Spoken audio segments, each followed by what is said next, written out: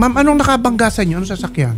Towing truck po ng municipality. Okay. Packet po kasi yun. Nauuna po yung truck. Tapos, pag kaliwa niya pong ganun, nakikita ko po yung nung umaatras siya, pabalik ulit pag ganun sa akin. Kung maya-maya po, ang bilis na nung pag-atras niya. Hanggang sa nadali niya na po yung harapan. Kayo po ba ang nagmamaneho nung truck na mangyari itong bangga, itong aksidenteng ito? Opo. Pag hinto ko, hindi talagang lumusot yung preno ko. Lumalik ako pa atras eh. Nakatukod siya sa likod ko. Ang timano siya talaga kaagad ang tinamaan. Mayor, aware po ba kayo dito sa nangyaring aksidenteng ito? Opo. Ma'am, paano po ba natin aayusin itong problemang ito? Willing po kami pagawa. Kasi ma'am, tututukan namin itong problemang ito, no? Okay po. Ako na po humingi ng pasensya. Tsaka Maglalagawa po natin ng solusyon. Maraming salamat po.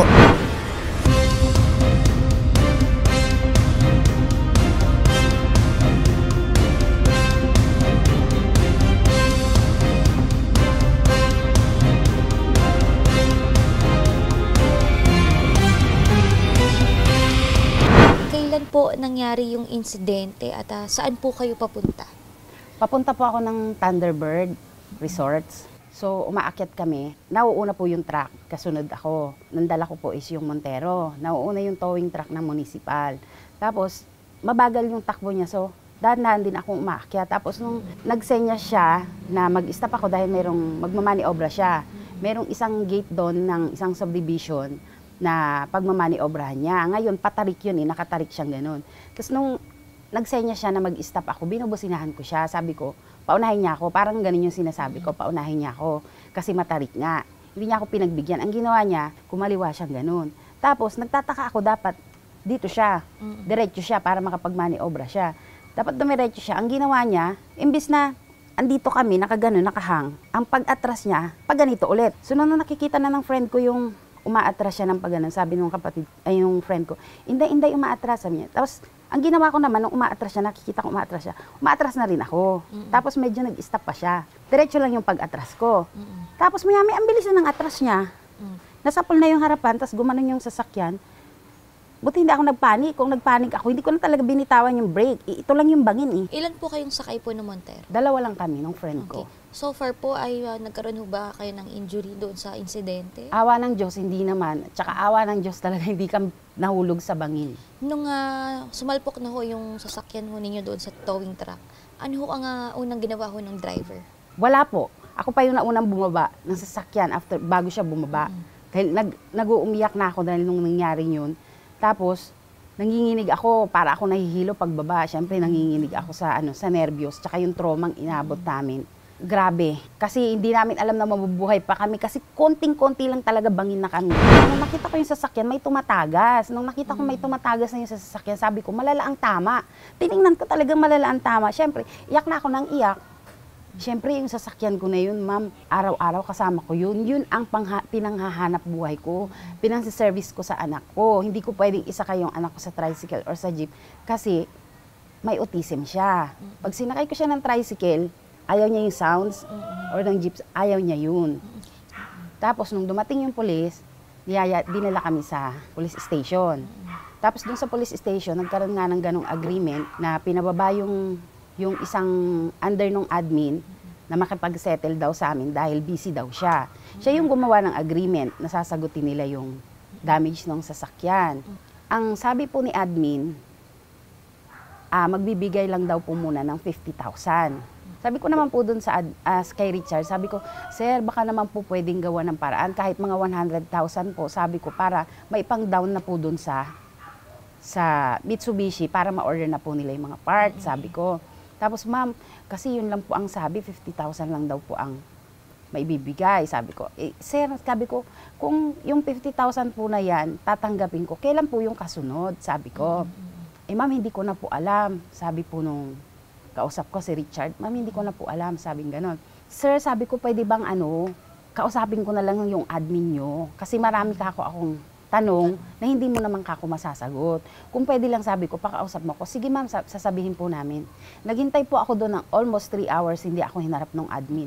Siya pala yung dumaan sa harap ko na pumunta sa Vice Mayor's office. Noong mga 4:30, nagsabi nga yung kaibigan ko na, dumirekta ka na lang kay Vice. Di pumunta ako. Siguro naghintay ako mga ilang minutes lang. Tapos pagpasok ko, Eh di, ang sabi sa akin ni Vice, paano po ba ito? Sabing ganun, 50,000 lang po yung kaya naming ibigay na tulong. Nagulat po ako dun sa narinig ko kasi iba yung sinabi nung Richard sa akin. Tapos, pagdating ko dun sa Vice Mayor's office, ganun pa yung maririnig ko. Ano po yung napag-usapan? Ano yung napirmaan yung na agreement? Ano yung nakalagay? Wala pong amount, basta ang sabi nila, isasagutin daw po nila yung damage nung, anumang damage nung sasakyan. And then, magkano ho yung estimate na quotation? 400,000 po mahigit Okay. ang nasa quotation. Yung estimate na binigay sa akin ng kasa, 400,000. Kahit ako nagulat dun sa amount. Kasi syempre nung sinabi niyang ganun na 50,000 lang, parang nashock ako. Parang, hello, sabi ko 50,000 out of 400,000, 50,000 yung ibibigay. Syempre ma'am, nashock ako. Kasi hindi yun yung ine-expect kong marinig. Hindi yun yung ine-expect kong marinig kasi alam ko, liability nila yun kasi sasakyan ng municipal yun, ng LGU. So nagulat ako, umiiyak na lang ako. Umiiyak ako sa harapan ni Vice at saka nung admin. Iyak ako ng iyak. Tapos, ang isa pa nilang suggestion, kung gusto nyo na ma'am, kukunin namin yung unit nyo, papalitan na lang namin. Same mileage, same model, sabi, ang ipapalit. Pero ang gagawin nila, kukuha sila sa financing. Hindi po ako sumagot na kukunin ko or papayag ako. Kasi lalo nung narinig ko yun, lalo ako umiyak kasi, ma'am, yung sasakyan ko na yun, mahal na mahal ko yun. Siyempre, may sentimental value sa akin yung sasakyan na yun. Araw-araw kasama ko yun sa hanap buhay ko, di ba? So, parang naisip ko, lalo ako napaiyak nung sinabi nilang ganun. Tapos, napag-isip-isip ko through financing, siyempre hulugan pa nila yun. Di ba? Hindi daw muna nila kukunin yung papers ng sasakyan ko hanggat hindi pa rin nila maibibigay yung papers ng sasakyan. Siyempre, financing po, di ba? Hindi kaya lugi ako dun kasi yung akin, wala nang problema. Paano kung, siyempre, naiisip ko naman po, di ba? Paano kung ano po yung mangyari? Paano yung pwedeng hatakin sa akin yung sasakyan? Ganun po yung naiisip ko. So, sabi ko, pag-iisipan ko po muna, Vice. Nakausap din po natin sa radyo si Mayor. At ano po ang masasabi niyo po nung siya ay sumagot? Hindi ko alam kung anong sasabihin ko sa kanya. Kasi doon sa mga narinig ko na parang ipinipilit pa nila yung 50,000 na yun nga daw yung ibibigay niya. So parang nagugulat ako, hindi ako makapaniwala na sila yung nakaupo doon, sila yung mayor, vice mayors. Siyempre dapat alam nila kung ano yung mafe-feel ng mga tao nila, 'di ba? Dapat alam nila yung kung ano yung mafe-feel. Doon lang sana doon sa pakiusapan nila ako ng in a nice way, 'di ba, ma'am?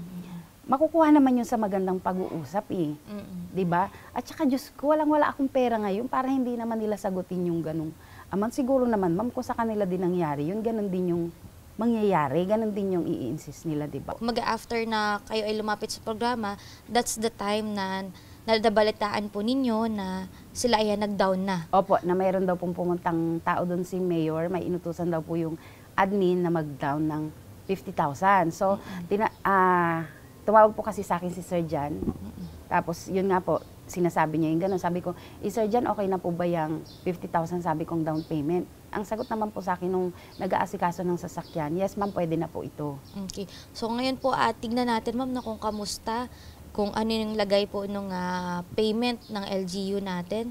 Sasamahan po namin kayo.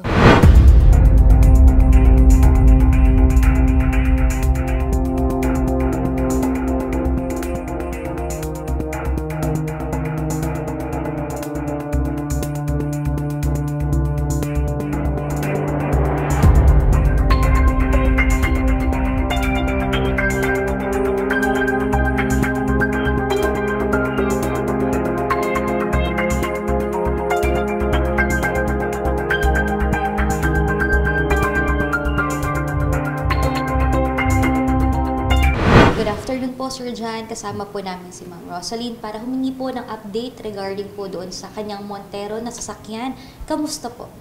Ma'am, so far ngayon po, ayun pong order ng pyesa natin, naka-order na ito nung po simula po nang nag-down si Mayora noong December 14. Na-order ko na kaagad yung mga pyesa na dapat natin palitan. Opo. Magkano na po ang na-down po ni Mayor sa sasakyan? Nag-down po siya noong December 14 ng 50,000. Ngayon po, magkano ho ba ang total na babayaran po ng LGU? Ma'am, ang total po ng estimate namin nasa mga 400 plus noon. Pero before mag-down, nagpunta sila dito, humingi ng discount.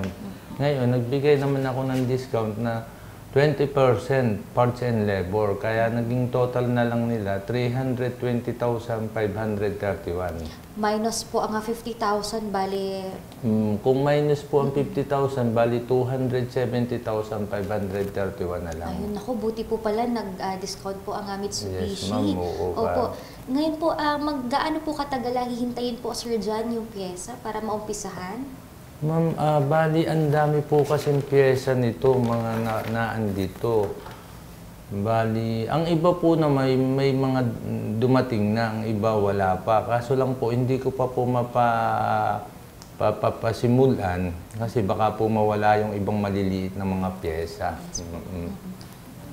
Usually po, gaano po katagal kung kompleto na po yung Kung pyesa? kompleto na po siguro mga 3 weeks, pwede na po ito. Makompleto lang po. Ma'am Rosaline, ano pang masasabi nyo na nakapag-down na po si Mayor ng down na 50,000 para ma-order na yung mga pyesa at maumpisa na po magawa yung inyong sasakyan? Masaya po kasi mauumpisahan na pong gawin yung sasakyan. Kumbaga may progress na siya. So, sobrang saya.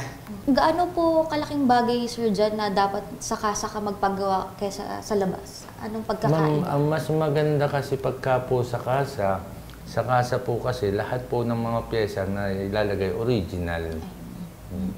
Yun po. Ayun. So, at least alam mo na safe yung iyong sasakyan, no, Ma'am Rosaline. Thank you so much po, Sir John, sa magandang update po sa amin po. At kung sakali man po nagawa na yung sasakyan, magsabi lang po kayo kay Ma'am Rosaline and sa amin para mai-follow up po namin kay Mayora. Sige, ma'am. Bali, pagka may kuwan po naman, lagi po naman i-update ko si ma'am. Katulad po ng before mag-down, naandito, hindi alam ni Ma'am Rosalie. Tumawag ako sa kanya, ma'am, naandito ang LGU, ang ONO, magda-down. Inform po ba kayo dito? Sinasabi ko naman, pati yung discount, sinabi ko rin sa kanya, at least, transparent po tayo, ma'am. Pag i-release na yun, Sir John, ano yung mga i-turn over natin sa kanya? Wala naman, ma'am. Kasi ay yung pong mga lahat ng pinagpalitang pyesa, ang magbabayad po nun ay LGU, ang ONO. Bali, sila po kukuha ng mga pyesa. Bali, kay Ma'am Rosaline po, check po muna niya yung unit bago niya i-release. Ayun. Sige, nako. Thank you so much po, Sir John, at sa Mitsubishi.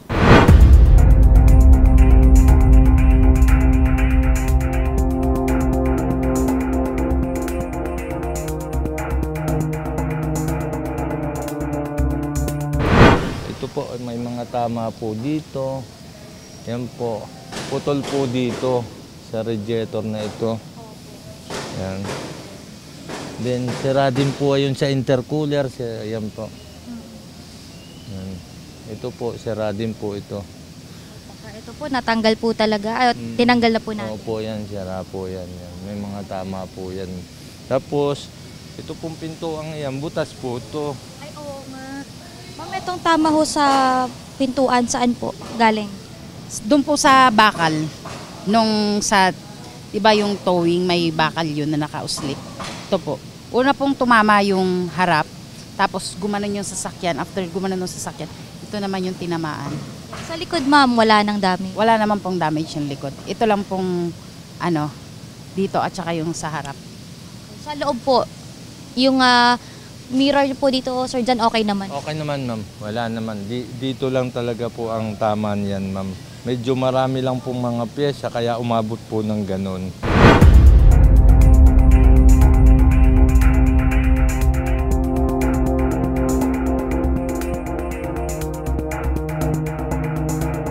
Sir Rafi, taos-puso po akong nagpapasalamat. Kung hindi po dahil sa inyo, hindi po mapapadali ang pag-action po sa aking sasakyan. Nag-down na po si Mayor ng 50,000 kaya ongoing na po yung pag-order po nila ng mga pyesa at mga after 3 weeks daw po or 1 month, pag kumpleto na po yung pyesa, magiging okay na po. Thank you so much po.